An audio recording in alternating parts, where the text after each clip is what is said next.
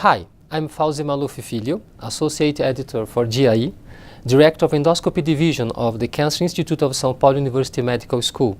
And today I have the privilege and the honor to interview Professor Paulo Sakai, an indisputable master in the field of GI endoscopy, who was also one of my mentors for the VideoGIE project Masters of Endoscopy. Welcome, Paulo, and thank you for joining us. Thank you. Paulo, could you tell us about the reasons that motivated you to become a doctor? First of all, I would like to say that I was born in a small city called Maringá, in the state of Paraná, in the south of Brazil, and I am the son of a Japanese couple who were immigrants to Brazil. I started my studies there, and when I reached 18 years, I went to Curitiba, capital of the state, where I started my university study. And there was an entrance exam. I applied and I got in the medical school. It was in 1965. One of the reasons for my desire to become a physician was the fact that I was fascinated by the biographies of great doctors who helped to eradicate epidemic disease around the world. In this scenario, a novel written by A.J. Cronin, a Scottish writer, called The Citadel, inspired me strongly to become a doctor because he romantically described the important role of a doctor in a small community. And my parents not only agreed with me, but also supported me financially throughout the university years, and I finally graduated in 1970. At this point, I had decided that I wanted to do a specialization in general surgery in order to work in the countryside, which meant I wanted to be a country doctor. Paulo, did you have the opportunity to work as a general surgeon at the beginning of a career? Oh yes, but I gave up to be a country doctor, and this decision was made when I replaced a friend of mine, Dr. Lawrence, who was working in a small hospital situated in a small village quite far, close to the Argentina's border, while he had to go on a vacation trip. It was in the early 1973, at the end of the second year of my medical residency. I agreed to replace my friend because this would be a very good opportunity for me. It took 1 month until my friend returned, and during this period, I attended the patients who came over and did the best attention, care, and the human behavior to offer. And I certainly felt very well about this. And what happened then? Why did you decide to change your area of interest? In reality, I was very happy for having had this opportunity because it was how I had a chance to realize this would not be my best choice. Then I could understand that I would not be happy in this type of environment. The result of this experience gave me the opportunity to think about what area in medicine would be my favorite. And this also made me decide to improve my knowledge in GI surgery and endoscopy. At that time, the fiber optic endoscopy was beginning around the world, and I imagined how important it would be in diagnosing GI diseases because there was still no ultrasound nor CT scan. So, in 1973, I decided to start the fellowship at the University of São Paulo Medical School, where the most important service of endoscopy was being installed in Brazil and under the direction of Dr. Shinichi Ishioka. And Paulo, who introduced you to Dr. Shinichi Ishioka, and which were the results of this collaboration? I introduced myself to Dr. Ishioka, and I had a great opportunity to learn a lot about GI endoscopy. Obviously, the emphasis at that time was more in diagnostic endoscopy. During this period of my fellowship, I applied for and I received a scholarship from JICA, a Japanese government agency for international cooperation, and I spent 3 months at the Japan University Hospital in Tokyo for early GI cancer detection course, including features not only in endoscopy, but also in radiology, pathology, and surgery, and where I learned the importance of the multidisciplinary interactions. It was a very important and special opportunity for me, opening my mind to all kinds of things, such as people's culture, medicine, and the friendship with foreigner colleagues. Upon my return from Japan, I was invited to apply for a position as an assistant professor at the University Hospital of Sao Paulo University Medical School, and I was accepted. Later on, I got my master, my PhD degree, and finally the title of associate professor in 1991. I had the privilege to have as my initial mentor since the beginning of my career of Dr. Ishioka, a surgeon and endoscopist considered at this time being the most skilled in the area, and he was a very important person in my professional life.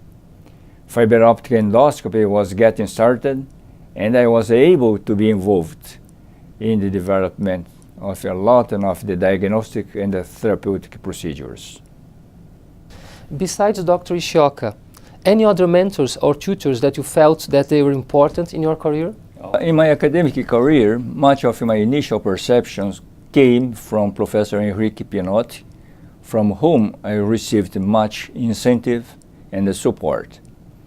I also owe special mention to Professor Nibis Soendra from Hamburg, Germany, for the great contribution in my formation, and with whom I share friendship since the 80s until now. He taught me a lot about the principles and techniques of therapeutic endoscopy. And let's talk about the balance of your academic career at the University of São Paulo. We know since the beginning of the postgraduate course in the 80s in our institution involving endoscopy unit, you have developed a teaching curriculum and mentored over 21 candidates for master and PhD degrees at the University of São Paulo. You have published over 250 articles cited at PubMed Medline, and your Google Scholar H index is 28. You were the editor of 7 books related to the endoscopy. Among these publications, which one do you consider the most important contribution in the field of GI endoscopy? No question. The textbook of GI endoscopy, compounded by 4 volumes, is the most important, that are presently in their 2nd edition and are used by most of endoscopists in Brazil. Unfortunately, it was not published in Spanish and English due to the publisher impediment. Paulo, are you a member of editorial board of journals? And which were your more relevant contributions to the field of GI endoscopy? Yes, I am currently an international member on the editorial board of important journals such as the GIE, Endoscopy, Acta Endoscópica, and the other Latin American journals of gastroenterology and endoscopy. The research activities started in the 70s on esophageal bleeding varices through the sclerotherapy by injecting the ethanolamine, the only sclerosant agent available in Brazil at that time. As you know, the most important cause of portal hypertension and high incidence in that period was schistosomiasis. We had to make ourselves the injector catheter because it was not easily available. We didn't know exactly where and how to inject inside or around the varices. We were initially injecting around the varices according to the literature, but it caused huge ulcers and a massive bleeding. On the other hand, we were afraid to inject into the varices because the ethanolamine is a fatty solution and it could develop embolism. Then we reproduced the esophageal varices in experimental animals, the dogs, performing partial ligation on the portal vein. The varices were not so large, but we could do the intravascular injection of the sclerosing agent. And finally, we realized that the ethanolamine, diluted to 2.5%, could be injected into the varices without the risk of embolism and was more effective in eradication. With this learning, I was able to systematize the endoscopic treatment of esophageal varices through the sclerotherapy, and I could teach the technique for many doctors here in Brazil and in Latin America. I believe that this was a great contribution at that time before the advent of bundle ligation. I had also the opportunity to introduce in Brazil the use of a cyanoacrylate glue for the treatment of gastric varices, and I'm sure that this measure saved many lives. This was the exciting period when we started innovating a lot because many accessories were not available even for ERCP, and we were making them ourselves. We introduced the stenotomy using needle knife to treat these anastomotic strictures. Throughout the time, our research activities were extended to early GI cancer, GERD, obesity, duodenal exclusion for the treatment of diabetes 2, and etc. What about the use of flexible endoscopy for the treatment of Zenker's diverticulum? In 1982, I performed the first treatment of Zenker's diverticulum using a flexible endoscope in a patient unfit for general anesthesia and unfit for surgical treatment. Under sedation and with a fiber optic gastroscope, I could cut the septum that separates the esophageal lumen and the diverticulum using a homemade needle knife. Throughout the time, the technique is being reproduced around the world with new improvements, and the systematic review demonstrated there's some advantage in comparison with surgical treatment. How concerned about education were you as one of the Latin American leaders in the field of GI endoscopy?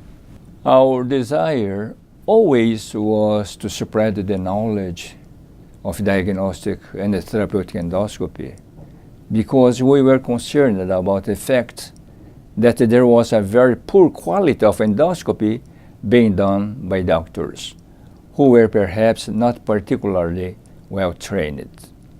In addition to the regular residency and the fellowship in endoscopy in our institution, with a duration of 2 years, we have been organizing seminars, workshops, and conferences, and we consider one of the most important and fascinating programs the annual international course on therapeutic endoscopy, which is currently its 27th.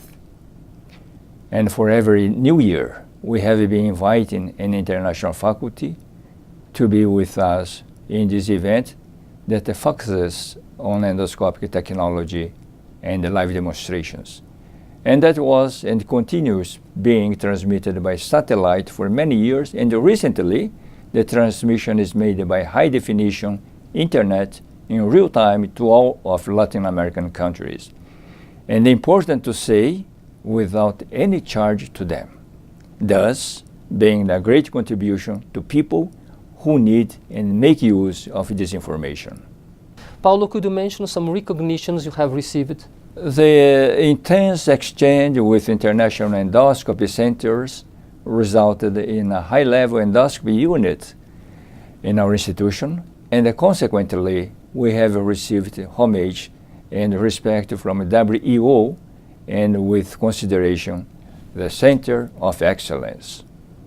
I was granted several honorary titles in our country, in Latin America, and have become an honorary member of American Society for Gastrointestinal Endoscopy. I believe that this is the result of many years of dedication and serious work.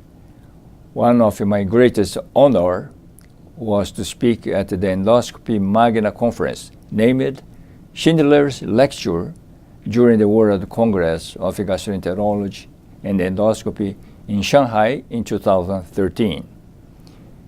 The best sensation and proud is the certainty that we have formed hundreds of qualified professionals that today have an important position both in Brazil and abroad. No question about the fact that all of them must be offering to their patients the necessary treatment for their problems and giving them back the smile and the happiness for being alive. And we know that you have participated in uncountable meetings and conferences in several countries. Any particular situation that you remember and you'd like to share with us? Yes, several situations, and one was very interesting and amusing at the Beverly Hills Cedars-Sinai Medical Center in Los Angeles. During the interview with a patient's family before the procedure would be performed, the wife of the patient told me that she was very happy because a Japanese doctor who would do the procedure on her husband and not a Brazilian one, as she had been informed. And for those who are beginning in the field of GI endoscopy, what would you tell them? As advice for novice endoscopists who are starting their career right now, I would like to say that endoscopy is an invasive method, and therefore all procedures have their risks of success and failure, both in the diagnosis as well in the therapy used. So we all have to be aware of our acts within our abilities and the limitations. If they really enjoy the challenges, they should dedicate and follow their passion. They will have an exciting period of training, new technologies, which will certainly soon be in contact. For instance, the artificial intelligence applied to endoscopy. Therapeutic endoscopies could be minimally invasive surgeries, mainly endosurgery in the third space, and probably guided by EOS and the robotics. But don't forget that the use of technology is not an end in itself, but a means to make better the life of the patients, recovering their smile and health. This is the most important for us, and we wish it to be true. Paulo, would you like to add anything else? Yes, I would like to congratulate and thank you for your contribution to improve the level of endoscopy in our institution. As director of the endoscopy division at the Cancer Institute and as being a co-editor of VideoGIE. Paulo, thank you so much. Thank you.